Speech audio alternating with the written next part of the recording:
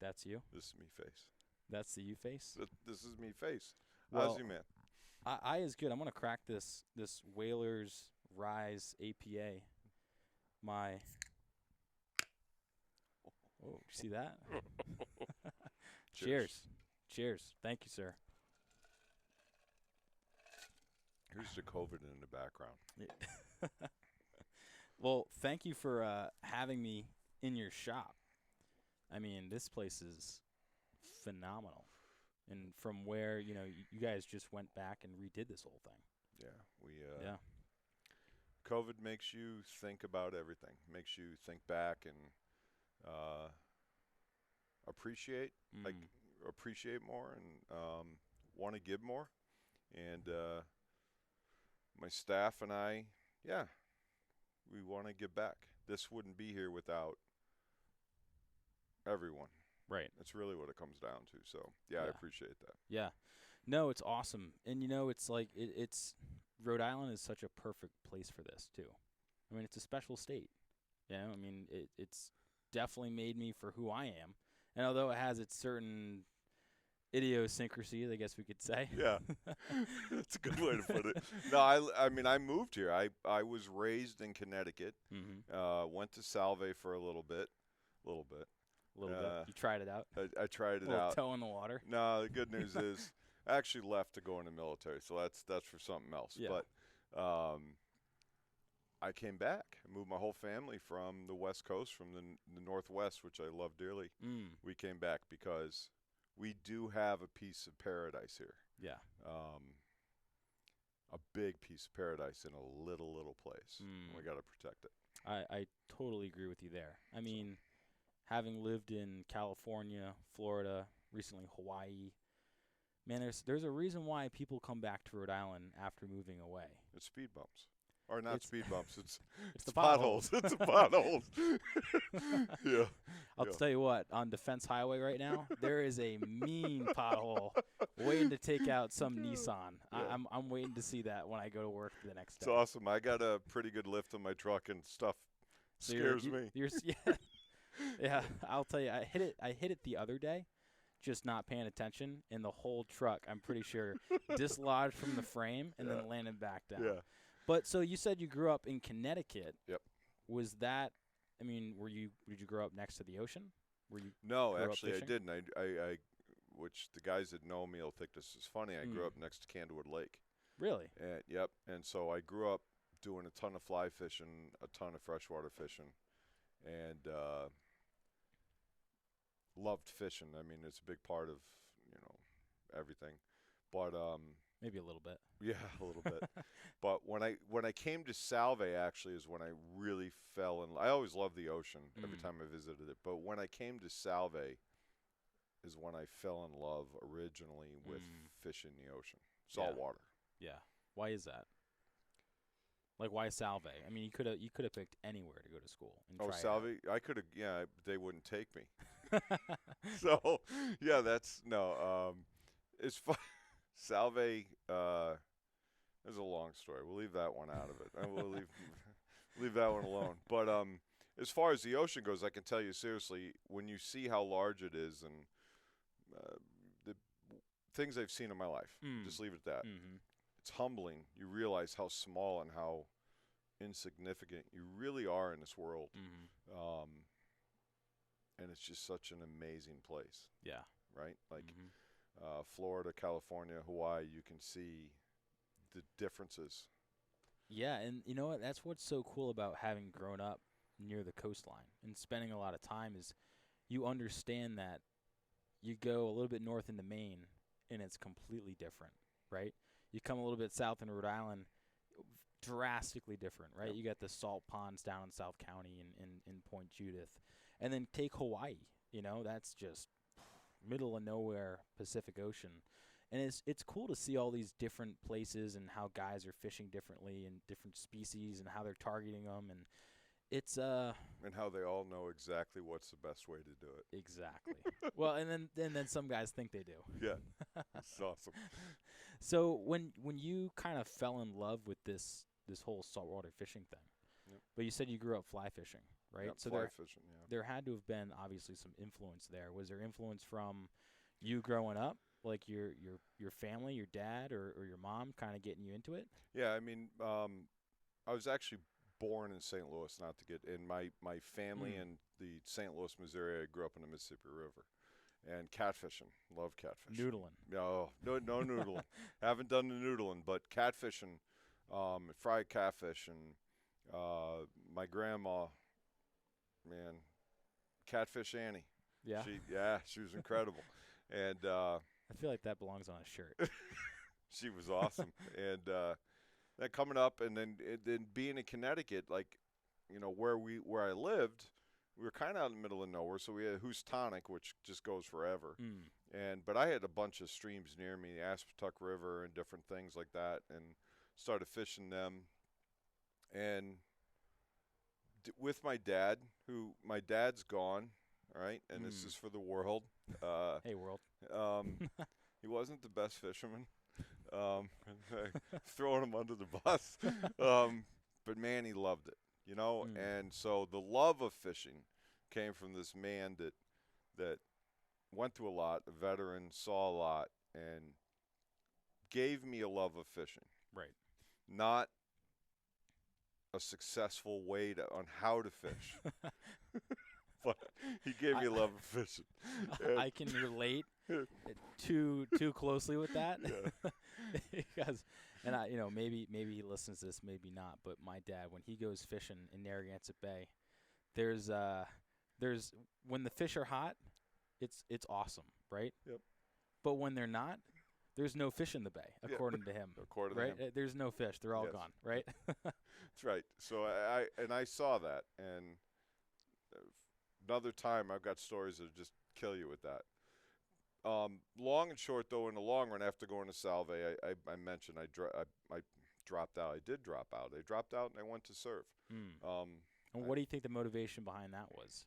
Make the world a better place, period. Yeah. Period. Was that something that was always kind of ingrained in you? Yeah. I didn't want to go to college. I wanted to go serve, but my dad was a Army Ranger, Vietnam vet, Purple Heart, Wow. Bronze Star. Yeah, he was a man. Real deal. Right? Yeah. And you said it was going to happen. It was going to happen, Johnny. Yeah. He told me not to go. Don't do this. Don't go see what I've seen. Right? And I respect that, but I don't know. There's this thing, you got to go do it. So when the chance came, when everything went down with bag, it just in my heart I had to go. College wasn't a thing. I wasn't doing. It was what I had to go do. So I went and did it. All right. But anyway, when I go into the military, I do real quick. I met a woman, my wife now, almost 30 years. Long and short of it, her father, who's an incredible fisherman. He's passed too.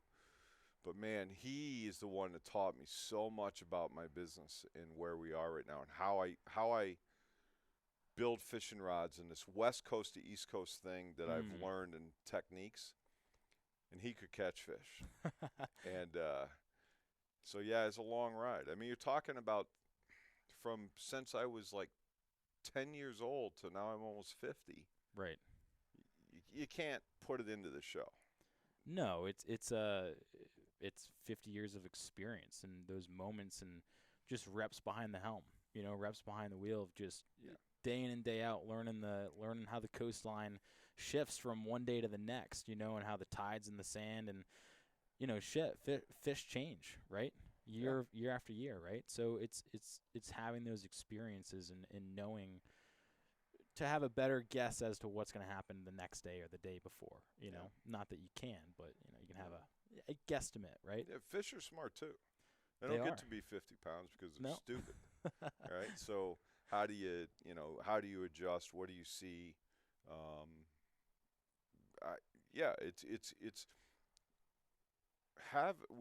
I don't want to have a respect for it. Have a respect for the fact that you're going to go out there and you're hunting something that has a life, also a life essence. So in the military, as a medic, we'll talk, but have a respect for what you're doing. Right. And have a respect that there is a life essence there. And if you're going to kill it, eat it. Mm-hmm. And I'm in because it's very good. Oh, amazing. But if you're not, take a picture. We're lucky. We're lucky. Look at this technology that we're doing. We were talking about earlier. Right. Take your picture and let her go. Let him, just let it go and be proud. And it's about the fishing, not the catching. Right. Right. Yep. And like that's the triumph in our sport. And that's what motivates me. Like I joke. I used to be the soldier. You might not be able to tell that. I used to be the soldier. Now my job is to build the weapons for the soldiers. Yeah. I want to encourage people to fish. Mm-hmm. I want to be part of that fishery. Right. But I'm cool being here. Yeah. Right. Not on the water as much. Yeah. And if people can't grasp that. I've had some amazing experiences with all my father-in-law, friends. Mm-hmm. I've been so lucky to experience all these things that I'm cool to sit in the background. I totally dig it, right? Yeah. And then for someone to say, I got that on your rod, man. That's a cool feeling. That's pretty fucking cool. Yeah, that's really fucking cool. That's it. You go. You can drop F-bombs. Hey, that's the first one. So guys that know me are like, wow, it took that long. We'll put a counter somewhere on the screen. But you're so right. And I think it's really cool to be able to have that. You're kind of coming at it from a 1,000-foot view of you're really a representation of someone's experience when they go on the boat, right? We were talking about you going up and bringing this group of guys up to, where was it? Prince Edward Island. Prince Edward Island, and taking them fishing. And you were the ringleader, right? Like you were bringing these guys up and the rooms and the rods and the gear and Village idiot maybe taking everybody. Well, there we go. Yeah, you said it, not me. But at the same time, like you were really this representation of their journey to go get that fish. In every ride that you build, that's exactly what you're doing. So and it's kind of cool because in every rod, it's custom, right? Crafty One Customs. So you're giving your perspective, given that person's, what they think they want, and you kind of come together and create this piece of art, But I gotta imagine, like, growing up in fishing is one thing, but then coming out of the military and being in the military had to have had a massive amount of influence into where we are sitting today. Yeah, I think I saw a lot, and I didn't see a lot like with what people put in movies and all that kind of stuff. I was a medic, and we did evac, but I wasn't there on the front lines. And when you're younger, you carry a lot of remorse for that because, man, you just want to be there. Like, you feel like that's what you had. That's your right. You have to be there. And then as you get older, you realize how lucky you were not to be there, which is what my father was talking about. Mm-hmm. And I saw what came out of it. I saw and I could imagine in my mind's eye, like, what happened and what was going down. And it goes kind of back to what we were talking about. I get life and death. So I tell people all the time, this is my livelihood, right? And it's a livelihood for over 10 people that work for me who give their heart and soul to this, right? Right. But it is just fishing, right? And I feel, and like I have to explain to some people sometimes, like when they talk about, there's other shops in the area that I really want to get along with. I don't want to be, I might be technically a competitor, but that's not what it's about. It's not what it's about. Yeah. But if, like, I try and explain to people, if you want to play life and death, if you want to make it that serious, you don't want to do that. I get it. Yeah. I totally get it. You don't even want to go there. Right. Right? And I think that's something that's lost in America and sometimes in business. It's not about the money. The money will come if you do the right thing and you take care of it. You'll do well. Yeah. Right? I'm not gonna own a '92 Viking doing this. You can go fish on one though. I you can go build the rods for one. I can do that. Yeah. But not gonna. And I don't want to own one. Yeah. I wouldn't know what the fuck to do with it. Go ahead. I wouldn't even know what to do. But what does someone do with a 90-foot sport fish? You got to kind of wonder a little bit. Look, I was just lucky enough to go fishing on a Viking, and with friends, which is even cooler. It's really more about the friends, right? And I'm like, I got an actual kitchen to cook. Yeah. I didn't even Full on. And then there's people that think that like you forget where you've come from because of that. That's one of the things that does bother me, right? In this, I haven't forgotten where I came from. I'm getting older. I've had multiple knee operations and back problems, and I'm fat. And if I have a choice to go on this boat or this boat, now if I'm going on this boat with my friends, I'm in. Right. Totally in, right? But I also don't mind being comfortable. No, and, why wouldn't you? And we've talked about like big game. Their brand new boat. Right, their brand new boat, yeah. So we're going to go out on that. But if you talk to those guys, they know I like to sleep when I go out in the boat. Now I'll throw myself under the bus before they do, because I get away. My phone doesn't ring. Yeah. And I'm out with the boys and I'm having fun. Yep. And we're fishing. Right. Not catching. I don't get. Catching's great. Right. But hey, it's slow right now. I'm going to go to Take sleep. a nap. Take a nap. This is I'm perfect. the same way. This is heaven. And it's the best place to sleep. It's the You best. just rock yourself to sleep. Done. You know, they're taking care of the boat. Done. Yeah. So, but it's afforded a lot of excellent opportunities, and that's basically part of the pay. Right. And why I'm humbled and lucky. Yeah. And thank you to everyone,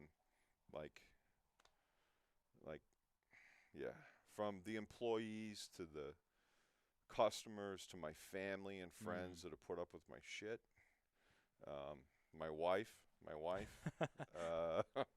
Takes a village. Yeah. It's amazing.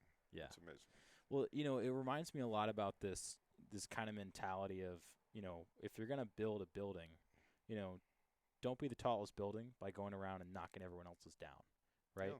Be the biggest building by building your building, but helping other people build theirs. Sure. Right? And, you know, you keep on coming back, and we've talked about this many times, like it's just fishing. So when you say that, what do you mean by that? Well, I mean, it's a way of life for a lot of people, and it's serious. So we can get into some very serious areas. There's people that could take that the wrong way and use that against me, commercial fishermen or something, because I get it's your livelihood. But for the recreational fishermen in general, this is something that is a relaxation, a getaway from life, from whatever it is. Some people take it too seriously to me, which I think is comical. Yeah. And I get it. That's your gig. Have at it, right? But it's just fishing. It's if you're feeding your family, like I used to joke with my dad. My dad did very well. Okay. Very well, and I'm just so proud of my mom and my dad for everything they did, because you know everything he went through and everything they went through, and started from the ground and made it to the top. Right? What's that song? Started from the bottom, now we're here. Yeah. By Drake or something like that. Am I too old to know that? No. That's awesome that you know that. But it's so much more than it's the journey. Yeah. It's the guys, it's the water, it's the fish, it's the beauty. If you're out there just because I want the biggest fish, then maybe you think too much about yourself. Maybe maybe you're a little self-centered. No, maybe you're totally right. Well, I agree. Be careful, people that don't want to. If you're out there, like I go fishing, and for the guys that know me, I talk more shit on a boat, right? And I think I'm not getting that vibe at all. No way. And I think like Young Ann of Jigging World is my boy, right? He kicks I've lost more money in bets to that man, right? And he just raises the bet because he knows he's gonna. And I've won like twice, right? It's not about it. It's about the journey. It's about talking shit on the boat with the guys, having fun. And yeah, if you succeed and you win, then it adds to it. That's all it is. Yeah.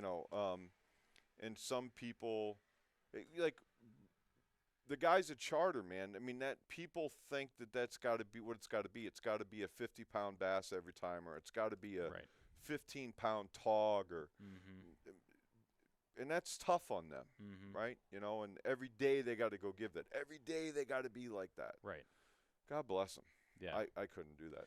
Yeah, you know, it's funny, like, when I spent a lot of time in Hawaii doing the whale watching, manta dive trips and everything, you know, it wasn't fishing, but it was in a very much so a similar way, where it's like you have to give this person the best vacation possible, right? Sure. So, and it was kind of a light switch. Like, you go from pushing out everything else that's going on, and you're like, all right, switch is on. Like, we got to roll. We got to give this person the best trip possible, because you know what? This person spent their hard-earned money to get to Hawaii, and it could have been every penny they saved up. Like, this is the last trip they're going to go on, you know, for a long time. Yeah. So for me to give them a bad trip, it would be a disservice, right? It wouldn't sit right. But, you know, going back to the fishing side of things, you keep on, you mentioned that as much as it is about the fishing, it's also about the fish too, right? I mean, there's this whole thing that I think needs to be touched on in the recreational world, which is really the whole idea of catch and release. And you're big into catch and release and not necessarily taking the fish, right? And I think that's really important, because you want to. Everyone loves some striped bass, right? Sure. I love tautog's my favorite fish. See, it's funny because I love striped bass. Okay. And tautog's okay to me. Tautog's and okay. I know I'm on the outside with that. All right. But I'd rather, like, the slot fish right now. Yeah. Dead. I'm taking that fish home, but I won't freeze it. I'm also become a snob. I've been lucky enough to, get fresh fish. So if I'm gonna catch a fish, if I can catch fish. Yeah. If I'm gonna catch a fish, and I'm going to kill it, it's going home and being eaten that night. Yeah. Yeah. But point being is that with what we're talking about, if you look, and who are we to judge? Everyone's different. Yeah. Everyone's situation is different, right? But if I'm going to freeze a fish, I'm not going to kill it. That's just me. That's me personally. But I don't know what someone's situation they're going to eat. They love it. Right. Good for them. No problem. That's their integrity and their decision. Right. But for me, I'll never, ever, ever kill another 50-pound bass, even though I've only killed a couple. Just to be clear, right? But because they don't taste as good. Yeah. And I was that guy that was guilty of taking the pictures with those fish and hey, look at me, and I am. So I get it, right? But now it's a big tog. I want to release it. These are the breed. We want to get them back out there. Right. Humans are. Yeah. We're populated, all right? I wish some of them wouldn't. I'll put that out there too. But as mentioned before. But we're going to wipe out our oceans. Right. And we have to protect it. We also have to protect, that goes down to the commercial fishery, right?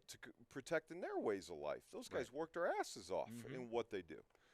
To charter captains, if we're not protecting this, if we're not protecting these fish.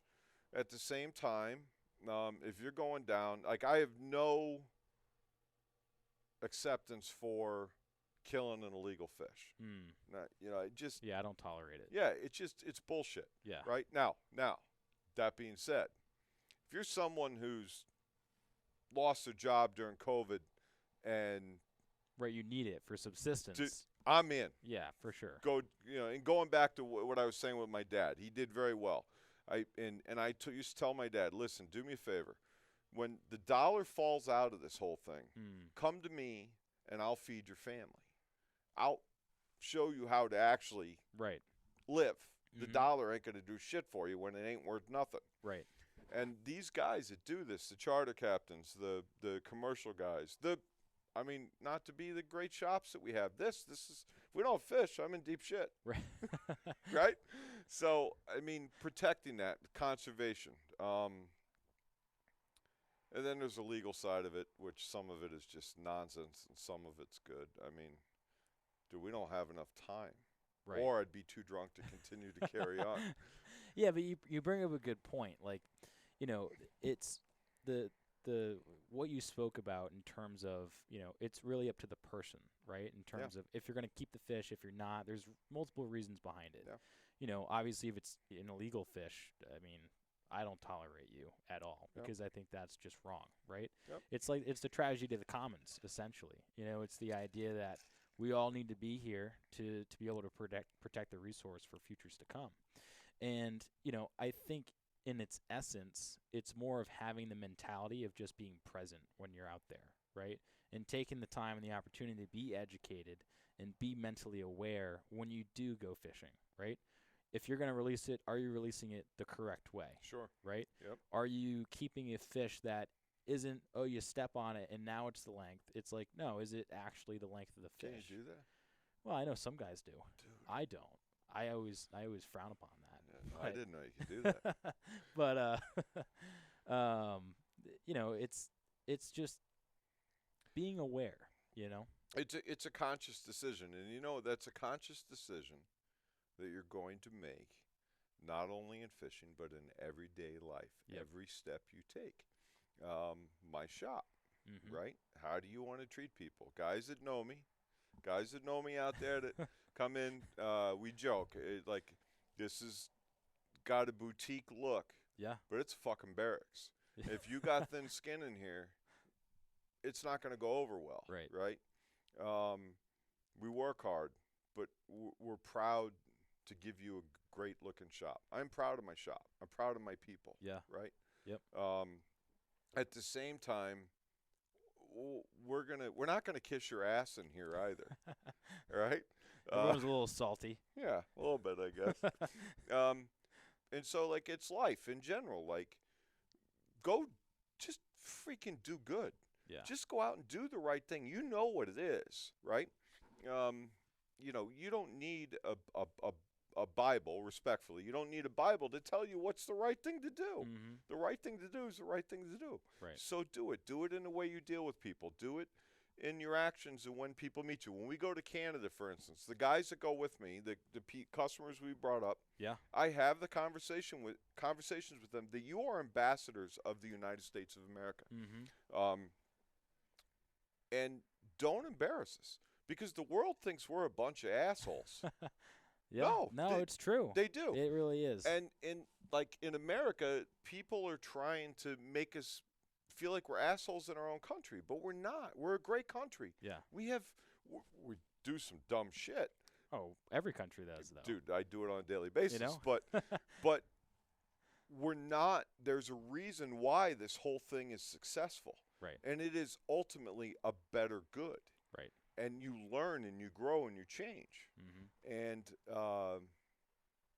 is that way too deep? No, you said it beautifully. It's like this. It's an evolution, right? Yeah.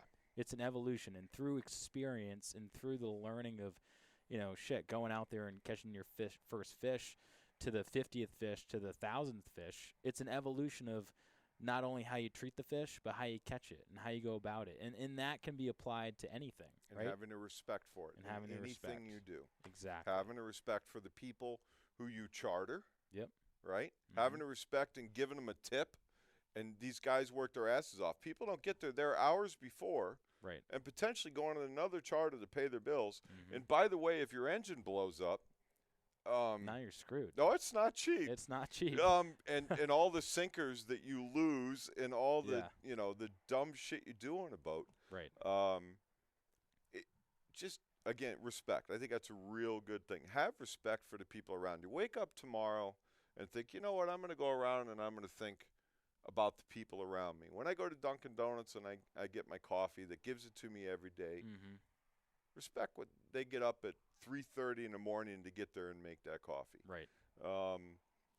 Whatever it is, a cop pulls you over, like you probably did something wrong. You're probably going a little too fast.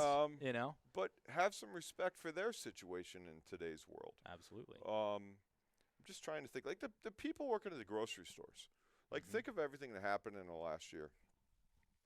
These people that are working in the grocery stores, they don't know any less about us, but they got to go to work every day, and they got to actually feed everyone. Oh, wow. Did that come through? That was bad. That was a good one. We got post-production. That's Well, maybe it. I'll That's leave it good. I in. leave it in. I'm going to leave it in. I don't give a shit. Yeah. But just think about the people on a daily basis that do such an awesome thing. Yeah. Just simple stuff. Buy a coffee for the guy behind you. You don't have to know him. It's easy. Screw with their head, man. Put that rent in there. Rent some space. Yeah. I mean, it's just there's so much good you could do in such a basic way. Yeah. And one thing I haven't said to you, because we've talked a lot, right? I have gone and talked to people with some of the issues I have, all right? And it was hard for me to do to get around. I'm a little stubborn and got some pride. And I said to the person one time, she's awesome. She's done a great job. She helped me a lot. I said, she goes, Ralph, you're not going to change the world. And I said, no, you're wrong. That's where you're wrong. I am going to change the world. She's like, no, you can't. I said, listen, I may not know I changed the world, but by the actions, like by the conversation we're having and the way you may think in the future, you're going to go do something that in turn is going to make the world a better place. Now, I may not reap rewards for changing the world. Right. But I am going to change the world. And by the way, if you're a shitty human being, you can do the same thing also. Yep. So we do change the world. We are better than what we think and can be more than what we think. Yeah, it's a ripple effect. Yeah, absolutely.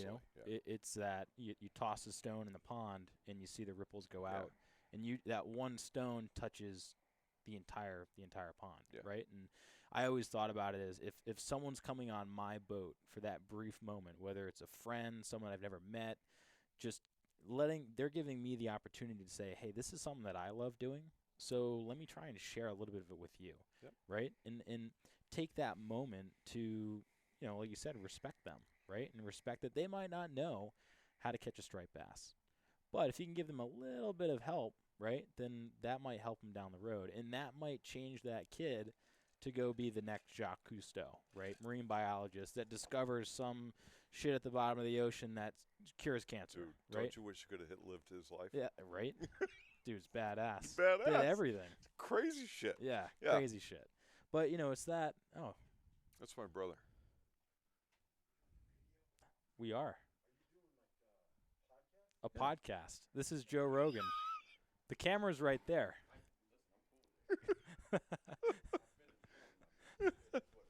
You want to come say hi? No? All right. All right. I'll see you. Bye. Love you. Oh, my God. Get out. Goodbye. This is my family, dude. They're no different. My whole entire family. Like, we are... I'm very proud our family's us, right? Yeah. We're not here to I'm going to be me. And I don't want to be, we talk about cancel culture. I don't want to be canceled into being anybody but me because I got to learn, I got to grow, but I mean, I'm weird, but I'm me. And I don't think it's a bad thing. No, I don't think so at all. And it shows through your shop, I mean, as I look around, you can tell that the guy that put this together actually cares. He's a fucking genius. Yeah, well, but there's a lot of authenticity here, And I think if I were to put you into one word, the one that comes to the top of my head is authentic. Oh, okay, good. Wow. You got nervous there? Yeah, I did. Yeah. Asshole. No, but, speaking of that, I got to give props to a couple of people. Yeah. All right, because this is... Plug them up. No, seriously. Like, I worked in a couple of shops, right, that, just taught me a lot, right, and taught me why our company's one way and not another. And I don't mean that to be a bad thing. It's that I didn't want to be that. Right. But Sam's Bait and Tackle here on the island just really got me going on a lot and helped me in a lot of ways, and some of it just really just changed my life, right? Now, I don't want him to hear that because he can be an asshole, but he's going to hear, but no, I mean, he really did. He showed me a path that I can go do what I want to do and live my dream. Right. And then rod building, because he's the one that really kind of started that niche and got me going, and it really helped me in my noggin, even though that may not come across. But and then like the guys out at CMS out in New Bedford in Charlie, who to me is the godfather of rod building, right? Why is that?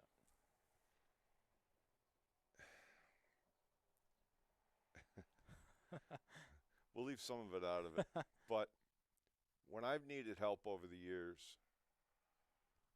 he's been there. He's helped when you needed advice. And I talk a lot, but he's one person I listen to. He gave it, and he helped you. And literally, when I went to go into business, I had to go and tell him I was going to go into business, and I was like, it sounds weird. I want your blessing to go into business because I'm going to compete with you in a way. Yeah. You know what I mean? Right. You know, but I really am doing this. It's an homage to you. It's you're the legend to me. And like, people don't get this. We're weird. Rod builders are weird. It's a dying art. You got a lot of people that say they can build rods, okay? A lot of great rod builders. There's a couple of guys, I'll drop a name out there for those people that know, is Thor, okay? Okay. Insane. And if he listens to this, he'll know insane his abilities, okay? And the people who know. But some people that don't want to be doing this. Right. And we love it, and I want people to do it. I just hope they do it for like the right reasons. If you're doing it to make money, which I do it to make money, but we also it's a thing we need to do. No, man, when we hear about the stories and stuff, and by the way, rods break. Rods do break, right? Of course. And it hurts. Yeah. Okay, and and I've been there when rods break right next to it, and then not only does it hurt, it's completely fucking embarrassing. Right. We've got some stories for you there. But that's how you get better. Like, what knocks you down? What do you do? How do you get better? How do you lock in? Are the people that work for you, or your soldiers, the guys that are in the foxhole with you, do they care? Do you lock in? Do you get better? Do you find a way to get better? Do you talk to the people you're buying parts from? Do you that's what I love about this, man. I dig it. Yeah. Right? And that goes down to the commercial guys or the charter guys who are out there breaking shit, and you're like, look, dude, like, what were you doing? Right. Like, at the same time, they're like, no, Ralph, like this or that. And that's how stuff gets better. Right. It's this innovation, this evolution, like we said before. Everyone together. Yeah. Yeah. Exactly. So, speaking of which, like, we're sitting in your rod shop, right? Yeah. Tackle shop. Yeah. What do you like to call it? The barracks. Yeah, it's a barracks. It's a tackle shop. It's like, I joke to guys that know me, it's not a bait shop. I'm not a bait shop. No, there's no bait here. I do not want to be here at 4 in the morning. I don't want to be here until 8 o'clock at night. All right? Well, we're saying you live right across the street. I do. I can walk home, but I'm too fat. That's why we have it. That's why we have the truck. That's why you have a truck. Yep. But how did we? Going through your experience, going through your life as to where we are now, what kind of led you to say, all right, well, I have all this experience. I think I know what I'm doing. Let me try and take this crack, with Thor's blessing and start something. Charlie's blessing. Charlie's blessing. Even though Thor, I would think, is stoked. Like, anyway. Charlie's blessing. Yeah. Like, this didn't start as full time, right? No. This was an evolution. There's a lot of people out there remember my garage, remember my basement when it started. I got hurt at work, and I've worn a lot of people's uniforms. Big box, a suit for, a military uniform. And I got hurt at work, and corporate America just tried to screw me. We'll just leave it that way. And they can say whatever the hell they want. And I looked at my wife and I go, we've worked so hard and we've given so much, because everything you do, you're giving part of your life essence. Little thing. My guys, when they build a rod here, they're giving part of them to their customers. Right. To the people, to go out and do what they want. And that's important. Again, respect, going back to that. Right. And anyway, so this whole thing we went through with my family, it really was a dark, dark time. Hurt us horribly, almost ruined us. And I just said to my wife, "This is what I want. What do you think? Like, I want to. Yeah. This is what I want to do." Mm. And she's like, "Let's go." Like, that's a great thing about her. Let's Having go. that support. Let's go. Yeah. So we took everything we had. So one thing I'll say, and I've said this to people, and some people may take this the wrong way, and there's a lot of excellent rod builders out there, okay? Mm. Incredible rod, better than us rod builders, right? That's okay. I don't claim to be the best rod builder or Right. but do me a favor and take $100,000 and put it down on a hand of blackjack and go for your fucking dream, Yeah. right? Yep. Go. Do it. No, like, be homeless or you got to make it. Right. And if you don't have the balls to play in that field, then I got an issue with it. Right. Like, because I went for my dream. I went for it. And by the way, in no way, fashion, or form am I the only one that made this dream happen. It's very important to me. Takes a village. Yeah. I mean, just so many people, from employee customer. We talked about that. Charter guys. But just go. I will say, we've talked about this, go for your dreams. Yep. Right? Yep. 100%. Go for it. If you fail, What's the worst that could happen? you failed. Right. You went for it. Yeah, and it's there's a speech that I love. It's by Theodore Roosevelt, who is my favorite president. Okay. And it talks about the man in the arena, you know, and I don't know this. No, you don't know I'm this a one? history buff, so I'm a little All right. Yeah. So the man in the arena, it goes on to saying, you know, and I don't want to butcher it too bad, but basically it's the essence of, you know, in order for you to go for your dream, you got to step into the arena, right? Sure. And it's the tired and weary souls that will never know victory nor defeat, right? So unless you're willing to put up or shut up, you will not know, you know, what the other end looks like regardless, because Right. you don't actually step foot in the arena.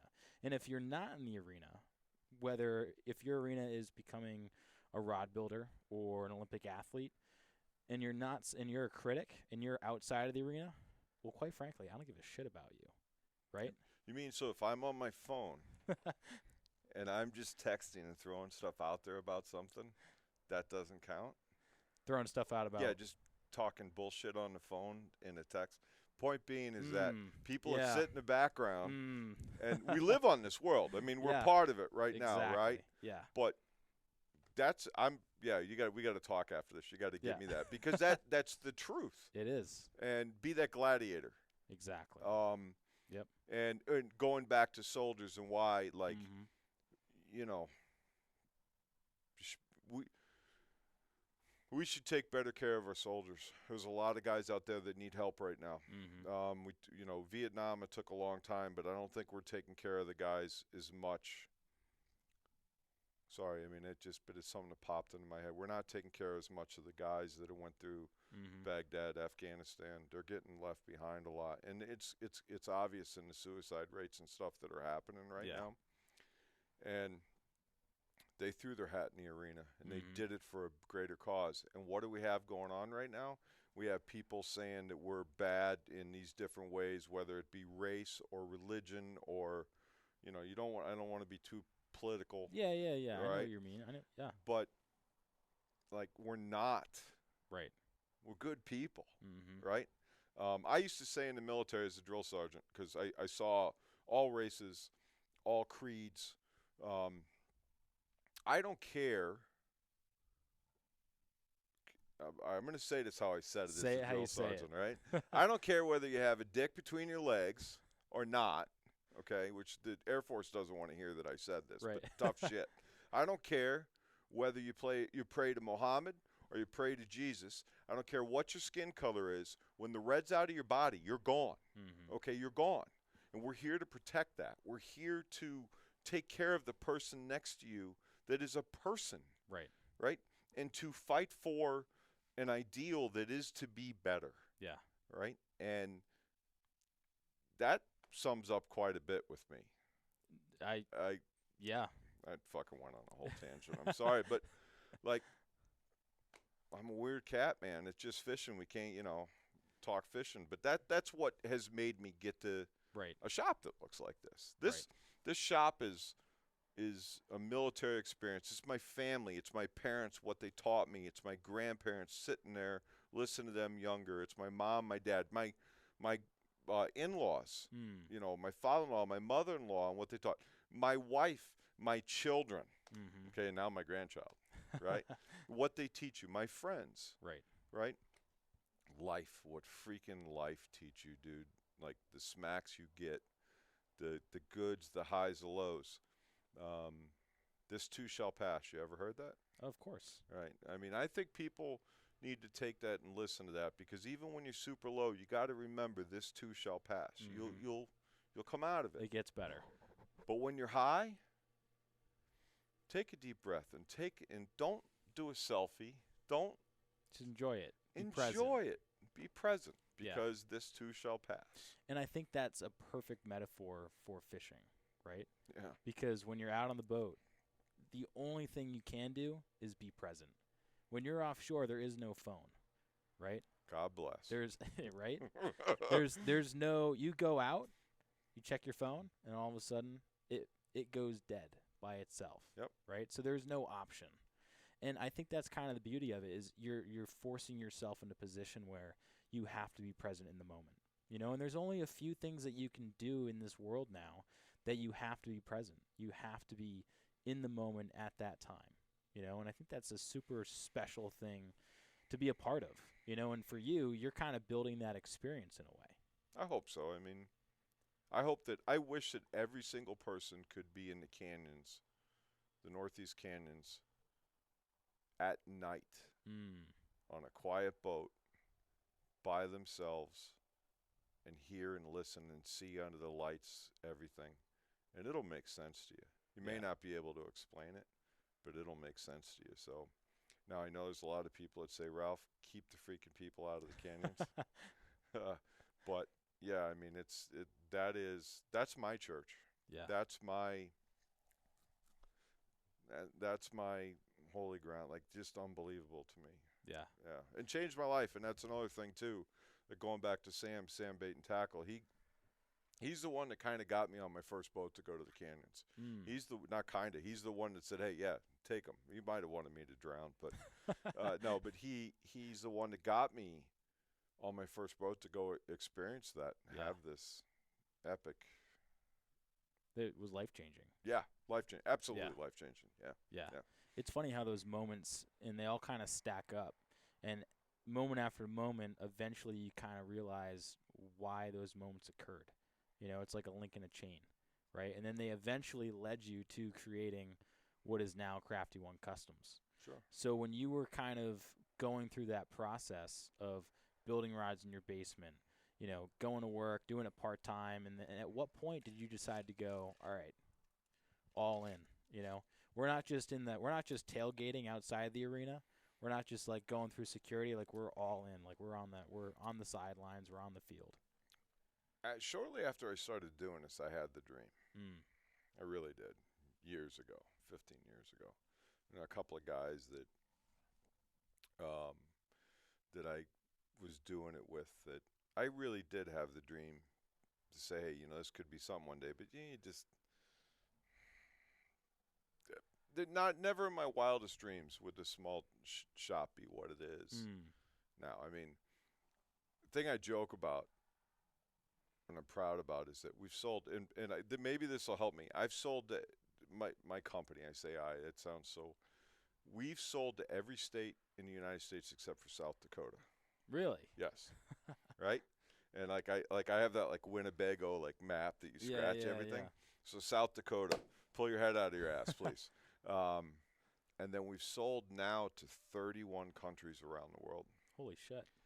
Yeah, that's how I feel about it, right? Yeah. Right? And we do it with an old school appeal. Like, you won't, like, there's a lot of people that know about us because other people vouched for us. It's very important, too. That's something else I need to put it,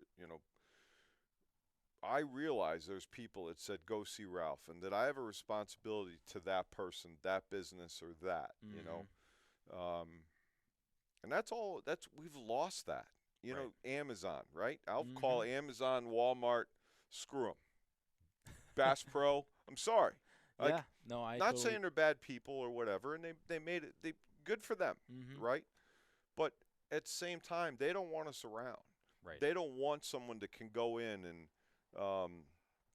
you know, actually get customer service, can actually talk to you. And yeah, we here you might get a little, fuck off. Like we got that. We're salty. Well, yeah, but you can call my shop and still talk to the owner, Right. right? You can also call my shop and talk to the guys here who work here, and they know what they're doing. Right. I've had kids that have worked here since they were younger. I've got kids that are men that actually Mm-hmm. that have worked for me, and I'm proud of. My manager. God bless that man for putting up with what I do. He knows it. I hope he knows it. The guys that come here and work every day and the customers that come in here, they know it. Right. Right. So I mean, there's a lot. We respect when people send someone to us. Yeah. And it's more than just a buck. Right. But try and do that with Amazon. Try and It's not return gonna it. happen. Nah, fuck It's not off. going to happen. Yeah, and Yeah. I use Amazon. I got to order stuff, right? Of course, we all need some stuff. It's a necessity in this world. Yeah.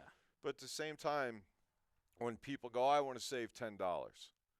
Yeah, well, what's that $10 going to cost you, right? In the long run, if things like this go out of business, what's that really going to cost you? That's a whole nother thing we could talk about. But, just because I have a lot of quality in my shop. Things we sell, I believe in. Mm-hmm. But that maybe my prices are the same like as what you would do if you went to Bass Pro. Right. Or you went to a Tackle Direct, right? My price is the same. But maybe I don't have things that are a lesser price point. Right. I have a small shop. You're looking at you're looking at pretty much half of it on this video. We are here. Right. So it's got to work. Yeah. Or in theory, it's got to work, Hopefully. right? Hopefully. But I also need the things we put in here. I need to be able to back them up. So if you come back and say, Ralph, stick this up your ass, I got to be, I got to back it up. Right. And so the things I put in the shop may cost $50 more than what you could have gotten online. Not the same product, a different product that you could have got that supposedly does the same thing. Mm-hmm. But those you had to buy 3 of them or 4 of them, and in the long run you lost money, but you were thinking, so it's this, okay, is the quality worth the money you spend? Right. But then also including that the people that are going to help you go, does that make sense? Yeah, no, that makes perfect sense, and it reminds me a lot about voting with your wallet, right? Yeah. Because essentially that's what you're doing.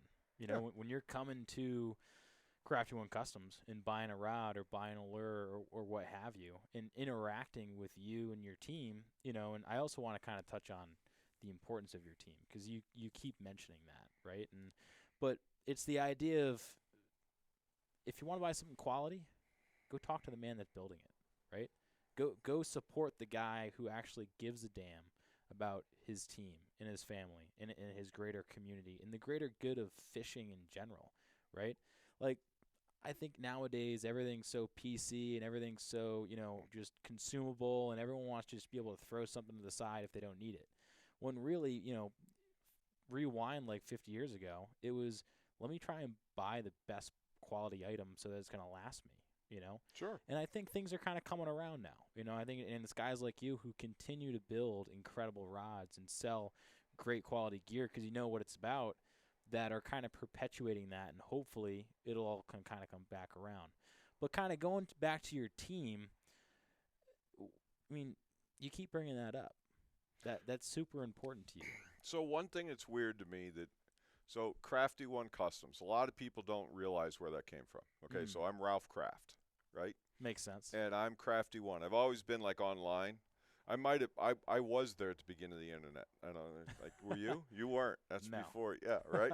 So I was there, and, I don't have an AOL.com account, but, You got like dial up. Yeah, no, not anymore, but MySpace. asshole. But I'm Crafty One in my family. My wife's Crafty Two, and my kids are 3, 4, and 5. Okay. Okay, and now my granddaughter's 6. That's where that name came from, right? Crafty One Interesting. Customs, right? Yeah. And a lot of people don't know that, and that's cool. It's still incredibly cool to me. But now, it's almost like this. It's not It's not a singularity. Right. It's so much, and I'm so proud of the guys. Like we bring up staff. There's guys outside of me that dedicate their life to this sport, and I don't think people give with respect. You go back to. I don't think they realize that these guys come in here and they sit at the desk, or they sit at you can see over there with the rod spinning right now, for 8 hours a day, and they wrap thread by thread by thread. Yeah. Right, and then you'll have someone that'll come in and go, oh, yeah, but I can do this, or I can go and. Sure you can. Yeah, no, I mean, you can probably, maybe, Right. but good luck with that. Have Yeah. fun with it, but also at the same time, I could buy it as cheaper somewhere else. Okay, well, go do that because you care more about the money. So one of my other things that I haven't told you is that people want 3 things. They want quality, they want a good price, and they want it fast.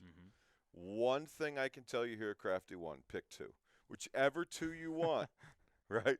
It's up to you. Do you want it fast and you want quality? Then it's going to cost you. Right. But like you pick any 2 of those you want. It's your call. But you can't have it all.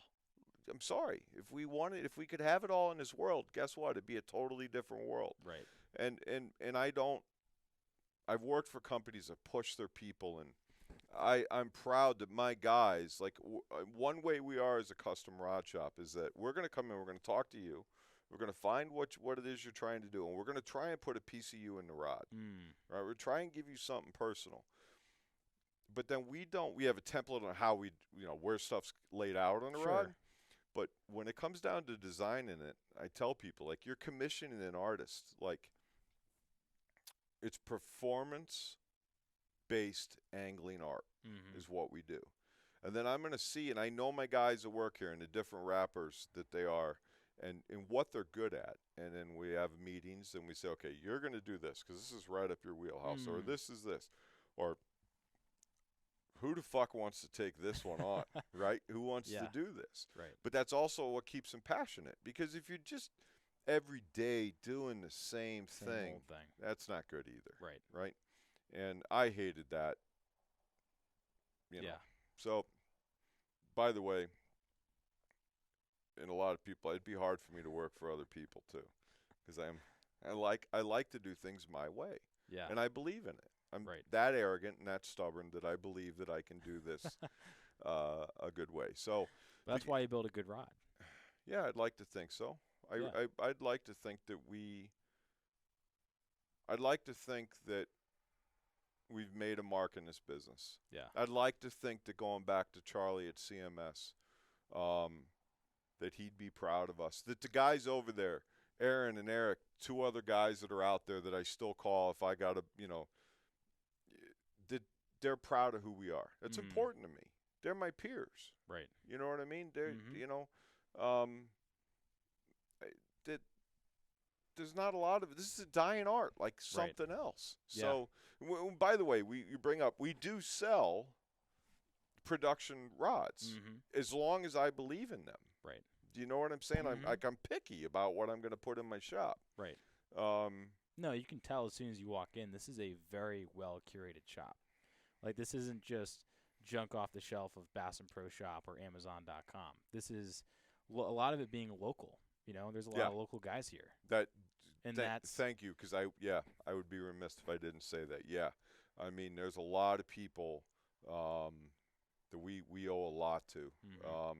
There's companies that are local that we definitely bring in and are proud to represent. We are proud to explain to you why this is a badass product. Right? Because you can talk to the guy and you'll be like, I can text him right now, and he'll give you he'll read you everything about it. Right.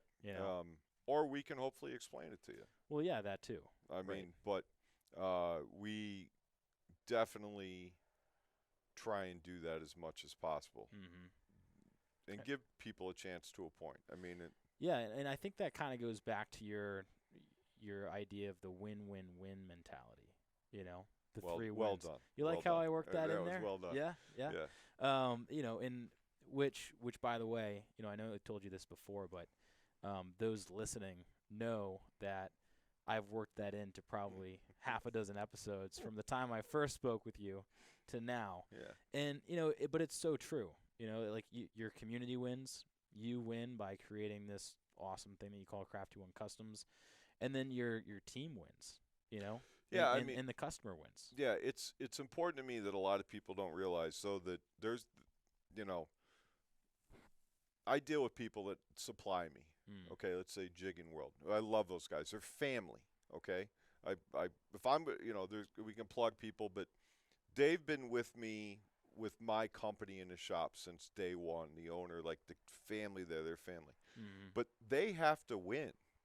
Okay, I'm buying blanks from them or helping design blanks or do whatever, but they still have to win. They got to be in business too. Right, they gotta make the green stuff. Right, they Yeah. have to also. Then I have to be able to win, Mm-hmm. but then ultimately the customer has to win. If the customer's not getting a good product, well, then the whole thing's just a foundation built on sand and it's fucked.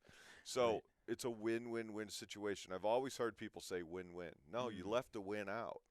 Everybody in the pipeline has to win or something's going to fall short. We Right. all have to make money. It's an evil necessity in this world. Mm-hmm. And I do hate it, but it is the truth. Yeah. No, Right. I think about that all the time. It's like, you know, how fun would it be if you could just get everything that you needed to survive and then just did whatever it is that you wanted to do, you know? And but it's, you know, you're right. Like you gotta be able to pay bills. You gotta be able to do stuff. And Boats you don't know, run on thank boats, yous. no, boats do not. That they don't, and neither does the crew. No. So you should tip them. Yep. Um, Generously. absolutely. 20% at least At least. for Yes. putting up with your shit. For putting up with all the scuffs on the side of the boat. Oh, and I do that on purpose, actually. Anyway. only on big game, right? Is that when you do it on purpose? No, I actually do that on flipping out charters. He's got his, he hates it when sinkers hit the side of the boat. And he screws with me enough, and I've had great experiences, but I love to just take Just a tap sinker one. and tap it right Just off tap, until tap. he looks at me. And I'm like, yeah, there you go. How's No, that jolt coat feel? yeah. It's horrible, but anyway. But you know, it's you know, back to the win-win-win. It's something that I've started to incorporate into everything that I'm doing. You know, and with Good. this podcast and things like that. So just that's been a big takeaway from me. But I guess we kind of got to talk about the elephant in the room is like, how the hell do you go and build a rod, right? And I know a lot of people, we don't want to touch too much on it because I think a lot of people listening can have a good understanding just by hearing about it. But It's like Penn and Teller Fool Us, where they yeah, talk a little in, bit. they talk in But like, slang. I guess the question is like, what makes a Crafty One custom rod?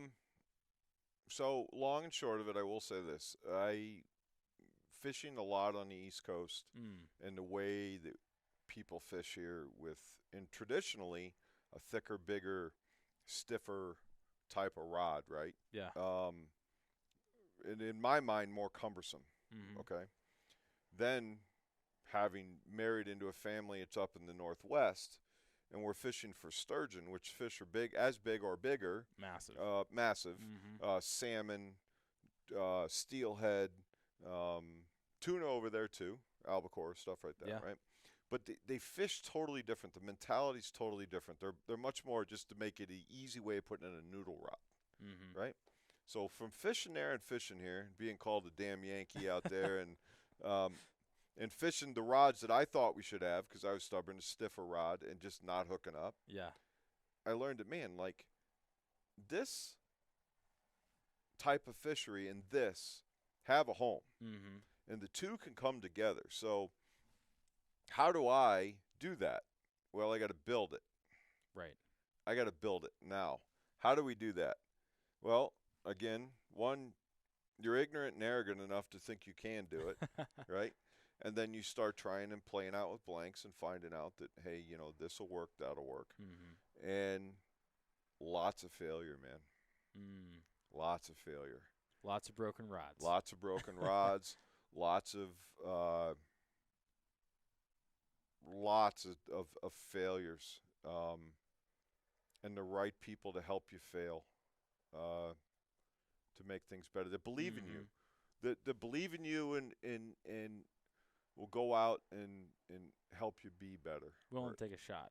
Yeah, and willing to potentially lose that fish of a lifetime because they believe in you. Again, going back to that respect issue, not so much like respecting me, but respecting each other. Right. Right? Yeah. And that's what drives us, and also what really stresses me out, to be honest with you, because I don't take it lightly. And it's tough. You know, like you have a lot of good people.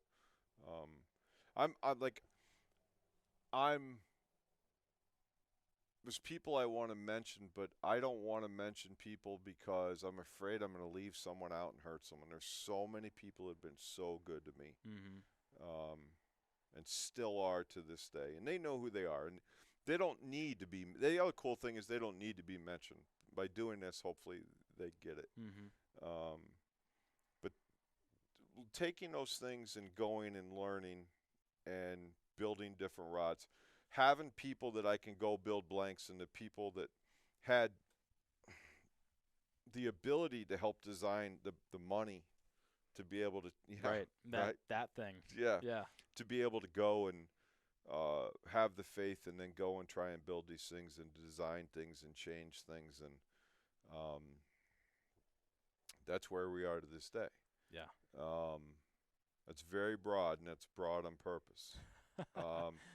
Don't want to give away any secrets. No, because you get people that call and they ask these questions. And like you call and they want, I'd like looking at buying a rod, and then you start talking to them like, look, you're a fucking rod builder. Right. Right? So you people know who you are that are out there, right?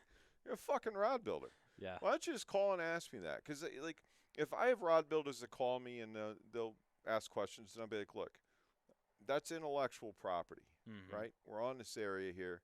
But if you tell me you're going to do something that I know is wrong, I don't want you to fail. Right. This thing's changed my life. It's made me happy sometimes. But no, it's changed my life, and I want you to experience it. I want you to. My first fishing rod that I ever built, I still have. And it looks like a bag of smashed assholes, right? It's fucking horrible. What a way to describe it. It's horrible. Has never broke for one reason, karma, whatever it is, but it's mine. Do you still fish it? Yes, amongst certain people, because if I carry it out on certain days, people are like, what the hell is that? The hell is that thing? But it's mine. It's mine, right? And no one else's. Right. And that's what a custom rod should be to a person that wants to do this. That's cool to me. And I encourage that. But then also, don't come in. This sounds so fucking vain. Just, we've built thousands of rods that come in and go, you're wrong. I had a guy come in one time, you're wrong. And I'm like, really? You think so? Like, there's a fucking door. Right. Have a nice day. Do you not see the rods all around but me? we're not perfect. Like, right. But at the same time, I have the luxury of seeing a bunch of failures. Like acid wrap. Let's talk about acid wrap, like for one thing. That's something. So do you know what? I have no idea. All right, perfect. So basically, it's something that's been around for 30 years. Okay, spiral wrapped. Okay. Basically, on a conventional rod, the guides start from the top and go to the bottom. Okay? Freaks people out, like OCD, you know. But if you come in here, we'll explain to you why a rod should be that way. And we do it all the way up to our rods that we fight with the PI video we were watching earlier, right? They're acid wrap. Totally like blows people's mind. What the hell are you doing? Yeah. It works. And it works great. And when someone actually takes time to customer service and explain to you why you should do this, literally 98% of the rods we build are acid wrapped. Yeah. And it is more correct than the appropriate way to build a rod. And I'm proud to say that there is a lot more rods on the market that are acid wrapped because we've been, not just us, there's other people, but we've been perpetuating that. Yeah. Yeah. Yeah. And, you know, there's guys out there that may say, you know, no, well, that would be one area. I'd say you're wrong. I would say you're wrong. I mean, that is what it is. Yeah, but when you do it day in and day out, you know, it's one of those things where potatoes, brother. Yeah. you know, and like in the world today too, by the way. Maybe if we all agreed that we're not the same and we agree to disagree, and that I fought, my father fought, multiple people fought and died, so you have the right to have a difference of opinion. Mm-hmm. Wouldn't it be a better place? Like, you have the right, like elections. You have your vote counts as much as my vote does. It's very important to me. Right. I may not agree with it, Mm-hmm. but your vote counts. And I'm proud of the fact that you get to do that vote. You get to have that vote partially because of me or my wife. My wife, by the way, who, if I didn't mention that, God forbid, she, you know, but that's important, and you have those rights. And the same thing. So you have an opportunity to agree to disagree with the way I think or what I do. Mm-hmm. But hopefully you come in and we could show you something with spiral wrap. You go, wow, that no one ever explained that to me. Right. And that's kind of the beauty of what you guys are kind of offering, you know, in terms of building custom rod, right? It's not just going and grabbing one off the shelf. It's more so you're really going through the process with them, you know. And, you know, you explained it before when we were walking around upstairs and checking out your shop. But, you know, you gave me this blank because at the time I had no idea how to build a rod. You know, and you hand me this blank. Now you're an expert. Now I'm I'm going to start my own You're custom a fucking rod. man. Good job.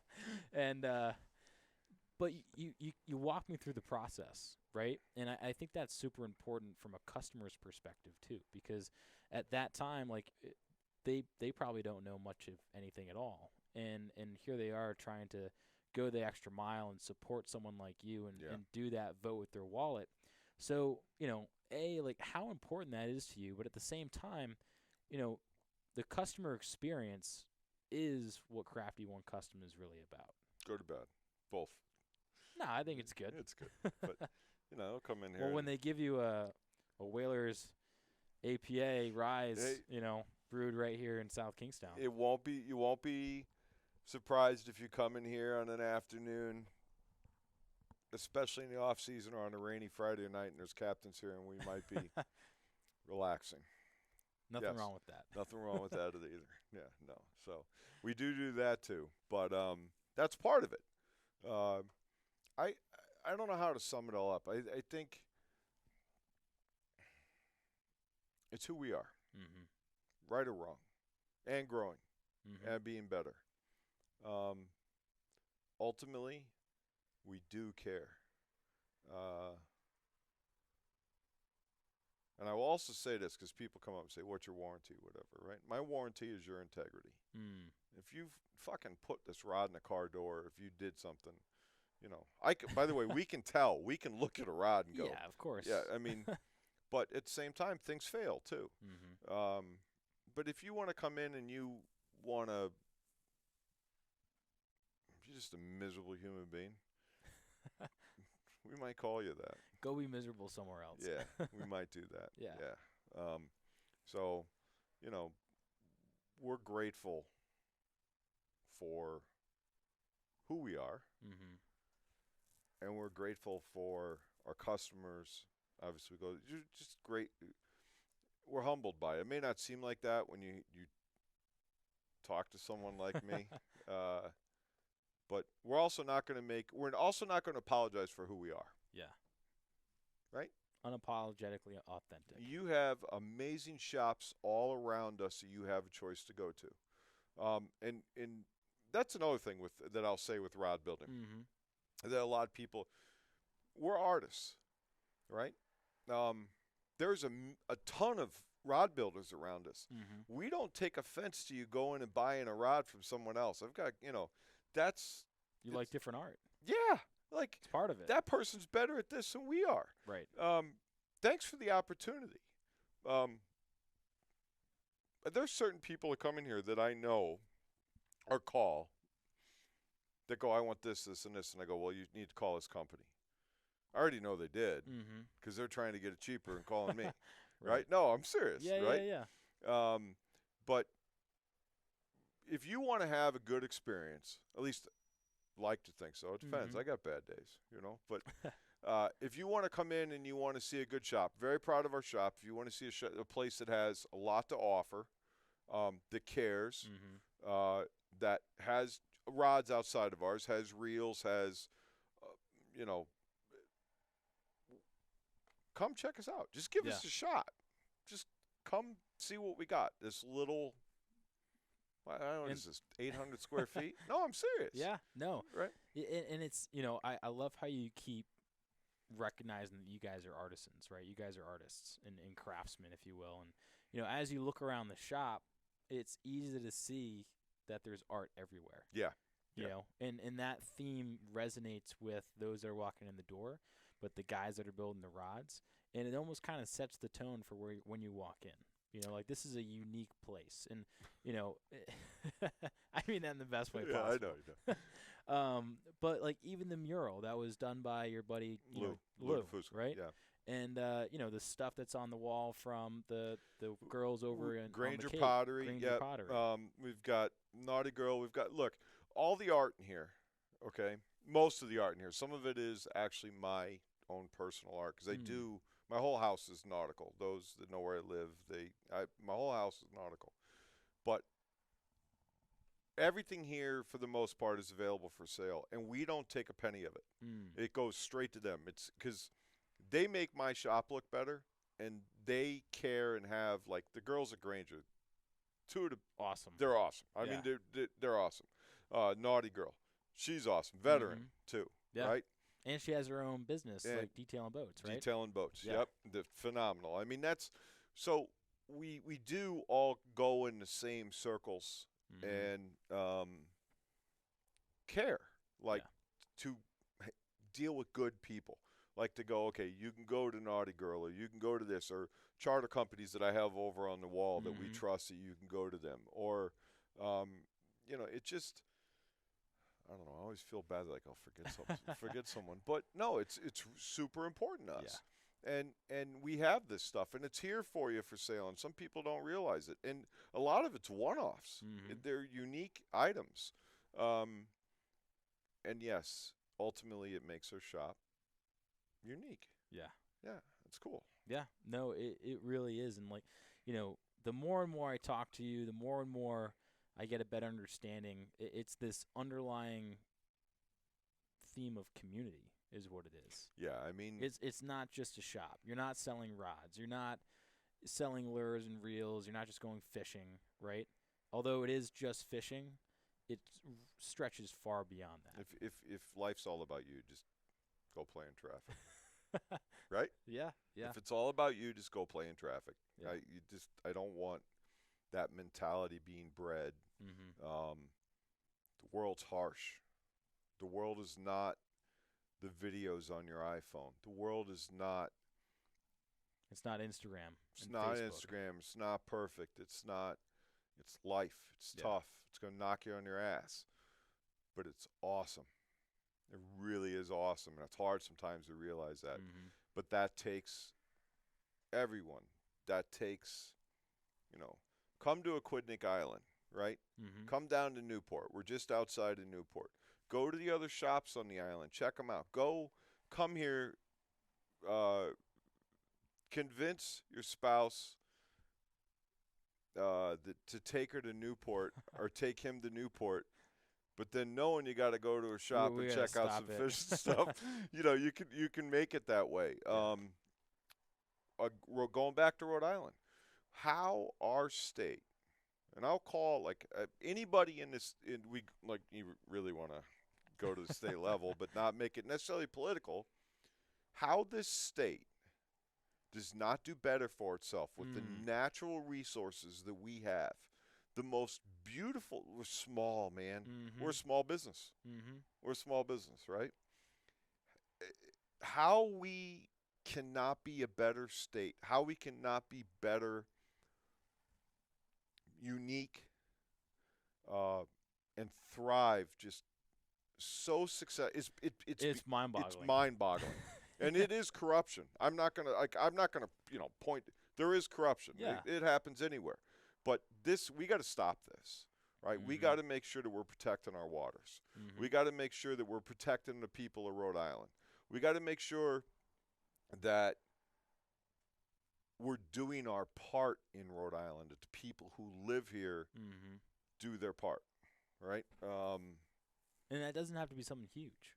It could be No. something very small. Right. It could be picking that piece of trash off the beach, you Yeah. know, and releasing that fish the way it should be released. You know, and then if you want to go a step above, you can start your own organization, a nonprofit that gives back to something like the version of the Save the Bay or whatnot. But Sure. Great people, by the way. awesome people. Awesome people. Yep. And, you know, I think everyone gets in their head that they have to do these massive projects in order to make a difference. But it's going back to that ripple effect, right? Yep. It's that pebble in the pond that holding that door open for that one person that was having a shitty day is now going to make their day change, you know? Yep. And again, going back to Rhode Island, and it's the resource here. It's unbelievable. That's why people come back to Rhode Island all the time, year after year. Tourism, people that move away and realize that, oh, Rhode Island's not so shitty. They don't come back for the taxes, though.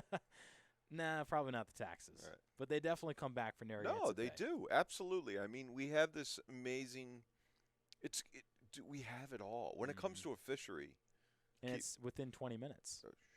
Keep it quiet. We don't want to get. Yeah, I don't need to tell that. Yeah, we have so much. Yeah. And we should be proud of it. And we should fight to make it better. How about that? Is that? Yeah. Like, and I know a lot of guys in the fishing community that really do their best to. Yeah. Yeah. A lot of good people out there too. A lot of good people. So. Yeah.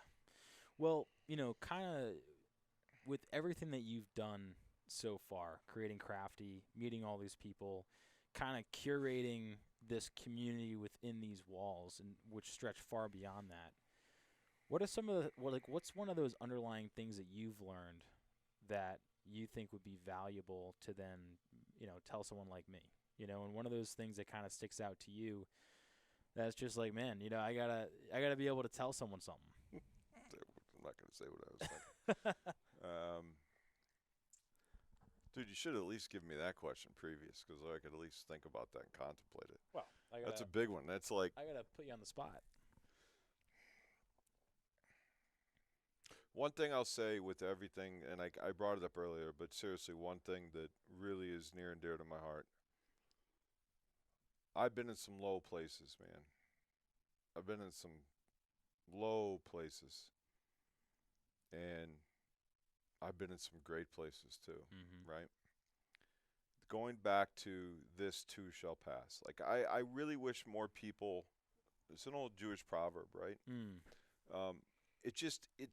Take it for what it is, because there's so much like that you could go into and so many different things that we could talk about. But that is really important to me.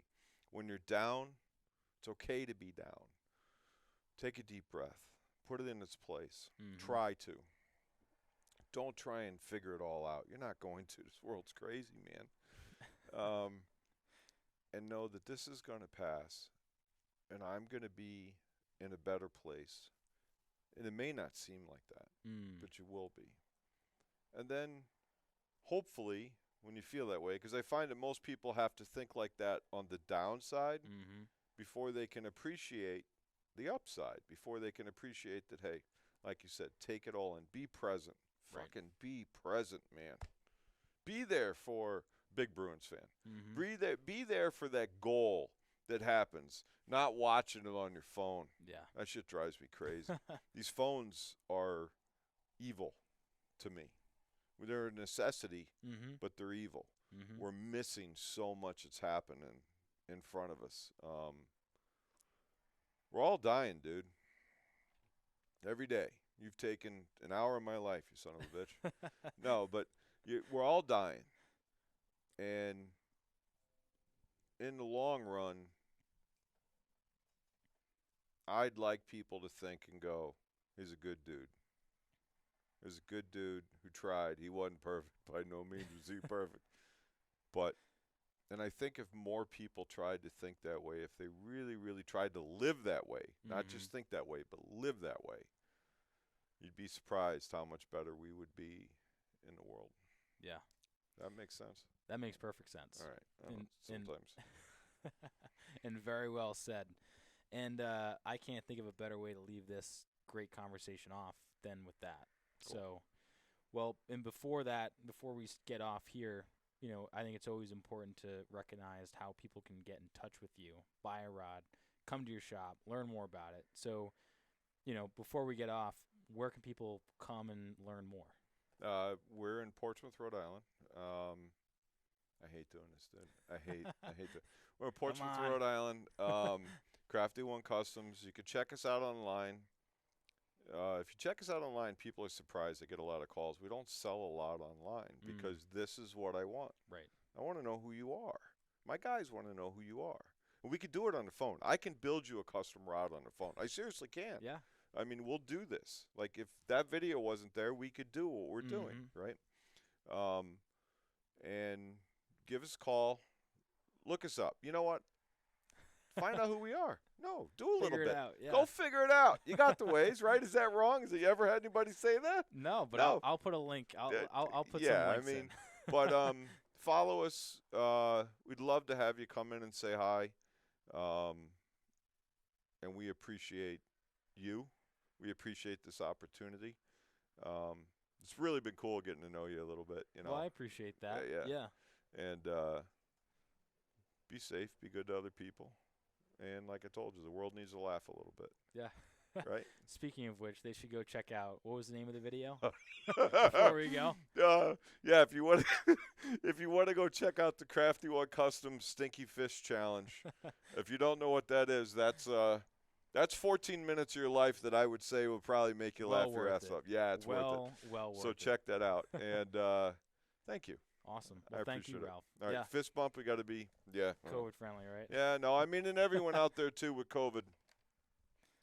Hang in there, guys. Be safe. Try and be humble. Like, people are getting. I got to say this too. Go for it. Last year, everyone was really compassionate and awesome. By the way, supporting Crafty One. I should have brought, like any small businesses. We are so grateful for everything everybody did.